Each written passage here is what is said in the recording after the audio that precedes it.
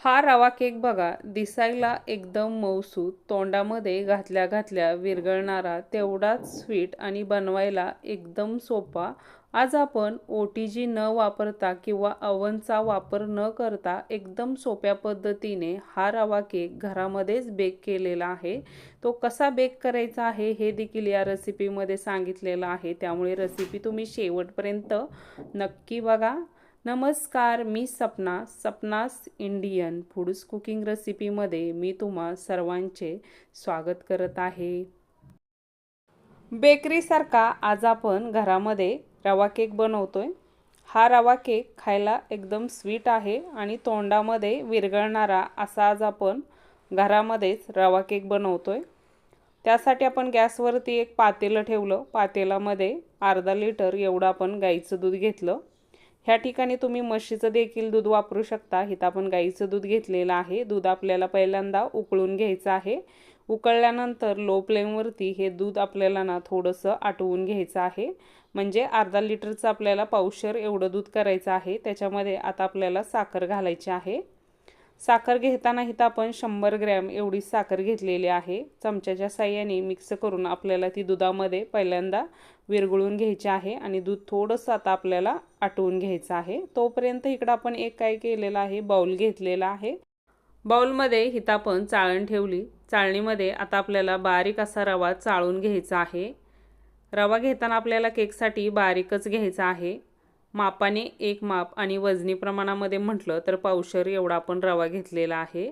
आणि आपल्याला एक चमचा त्याच्यामध्ये कॉर्नफ्लॉवर घालायचा आहे. कॉर्नफ्लॉवरमुळे केक आहे ना, केकला शाईन खूप छान येते. त्याच्यामुळे आपण इथं एक चमचा एवढा कॉर्नफ्लॉवर घालून घेतला. 1 टीस्पून आपण बेकिंग पावडर घालून घेतली आणि हाफ टीस्पून आपल्याला बेकिंग सोडा घालायचा आहे. आता हे सर्व मिश्रण आपल्याला चाळणीने चांगलं चाळून घ्यायचं आहे. जे आपण इथं बघा चाळणीने चाळून घेतलं.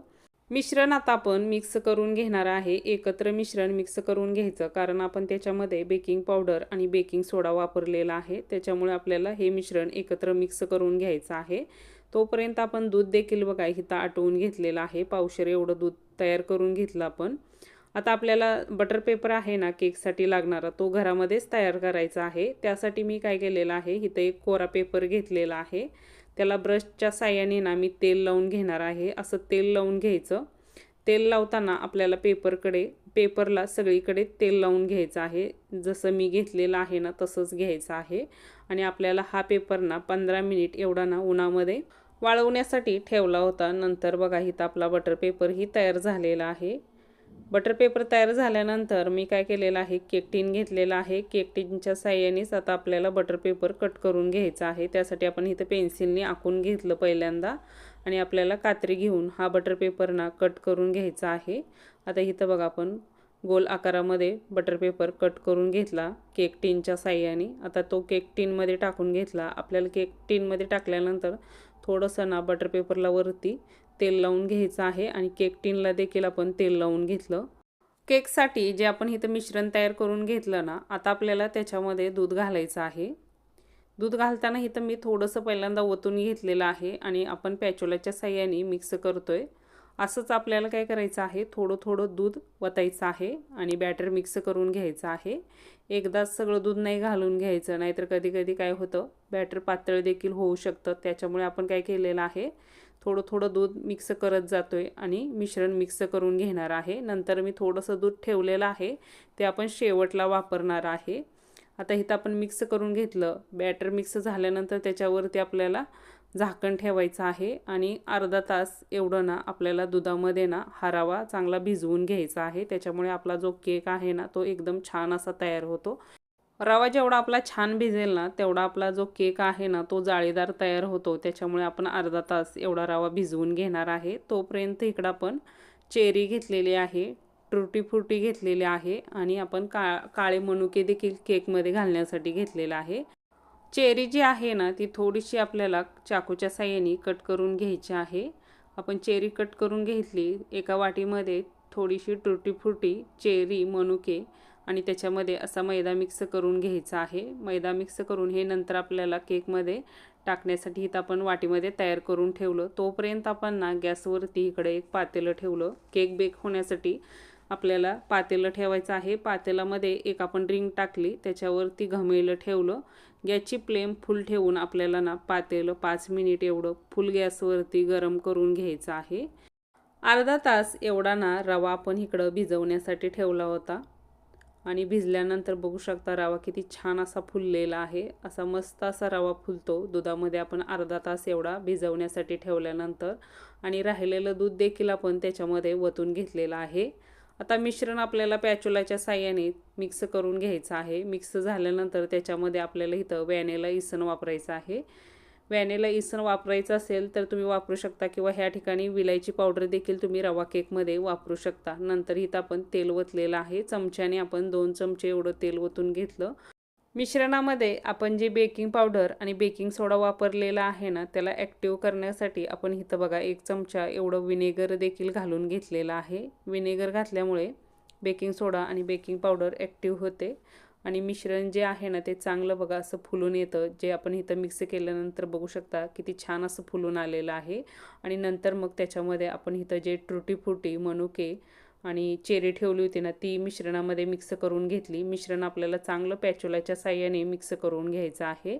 मिश्रण मिक्स झाल्यानंतर इकडं आपण केक टीन घेतलेला आहे। केक टीनमध्ये आता आपल्याला मिश्रण वतून घ्यायचं आहे। बॅटर आपण इकडं केक टीनमध्ये वतून घेतलं।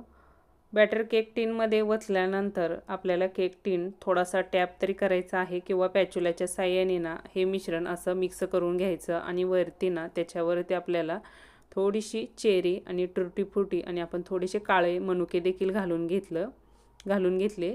आणि आता आपण इकडं बघा केक बेक होण्यासाठी पातेलं देखील गरम करून घेतलेलं आहे। 5 मिनिट आपण फुल गॅसवरती पातेलं गरम करून घेतलेलं आहे। त्याच्यावरती आता आपण केक टीन ठेवून घेतला। केक टीन ठेवल्यानंतर त्याच्यावरती आपल्याला आता घमेलं ठेवायचं आहे।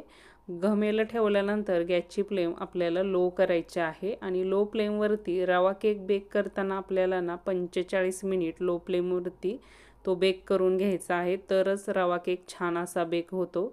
इथं आपण 45 मिनिट एवढा हा केक बेक करून घेतलेला आहे। बघू शकता केक एकदम छान असा बेक झालेला आहे। रवा केक असला की 45 मिनिट बेक करायचा आणि मैद्याचा असला तर तुम्ही 35 मिनिट एवढा बेक होण्यासाठी ठेवू शकता। रवा असल्यामुळे आपण 45 मिनिट एवढा हा केक बेक करून घेतला आणि नंतर काय केलेलं आहे आपण थंड करून घेतला। थंड करून घेतल्यानंतर आपल्याला जी केकची कडा आहे ना ती मोकळी करायची आहे। त्यासाठी इथं आपण चाकू ना केक टीनमध्ये घालून घेतलेला आहे आणि ज्या कडा आहेत ना त्या आपण मोकळ्या करून घेतल्या। आता केक टीन जो आहे ना तो आपल्याला प्लेटमध्ये इकडं आपण केक टीन पालता करून घेतला। आता आपल्याला केक टीनवरती ना थोडंसं टॅप करून घ्यायचं आहे। असं थोडंसं टॅप केलं ना केक टीनमधून केक लगेच बाहेर येतो आणि बघू शकता मस्त अगदी आपला केक तयार झालेला आहे। तेवढा स्पंजी देखील झालेला आहे। एकदम छान आणि मऊसूत असा आपला हा केक तयार झालेला आहे आणि दिसायला सुद्धा बघा एकदम छान झालेला आहे। आता आपण ना कट करून घेणार आहे। कट करताना इथं आपल्याला ना चाकूने 3 भागामध्ये मी कट करून घेणार आहे। जर तुम्हाला मुलांना ना डब्यामध्ये केकची एक स्लाइस द्यायची असेल ना तरी देखील देऊ शकता। त्यासाठी मी 3 भागामध्ये असा कट करून घेतलेला आहे। बघू शकता एकदम जाळीदार आणि एकदम स्पंजी असा आपला केक झालेला आहे। मस्त हा केक होतो। नक्की तुम्ही घरामध्ये हा केक ट्राय करा आणि खायला देखील एकदम छान लागतो हा केक। केकचा ना मी तुम्हाला दुसरा भाग देखील कट करून दाखवते। बघू शकता एकदम मऊसूत केक असल्यामुळे तो सहज असा कट होतोय। तेवढाच मऊसूत जाळीदार असा हा केक झालेला आहे, तेवढाच तो स्वीट देखील आहे। केक खायला ना एकच नंबर लागतो। आता केक कट करताना आपण ना अशा स्लाइसमध्ये कट करतोय। बारीक स्लाइसमध्ये कट करून घेतला ना तर तुम्हाला मुलांना डब्याला देखील देता येतो। त्याच्यामुळे आपण इथं कट करताना बारीक अशा स्लाइसमध्ये हा केक कट करून घेतलेला आहे। केक आपण कट करून इथं प्लेटमध्ये घेतलेला आहे। केक बघू शकता एकदम मऊसूत आणि जाळीदार असा तयार झालेला आहे। जर तुम्हाला व्हिडिओ आवडला तर व्हिडिओला लाईक करा। तुमच्या मित्रपरिवारासोबत हा व्हिडिओ तुम्ही सर्वांना शेअर करा। चॅनलला सबस्क्राईब करा, कमेंट करा। पुन्हा भेटूया आपण अशाच एक नवीन आणि छानशा रेसिपीमध्ये। धन्यवाद।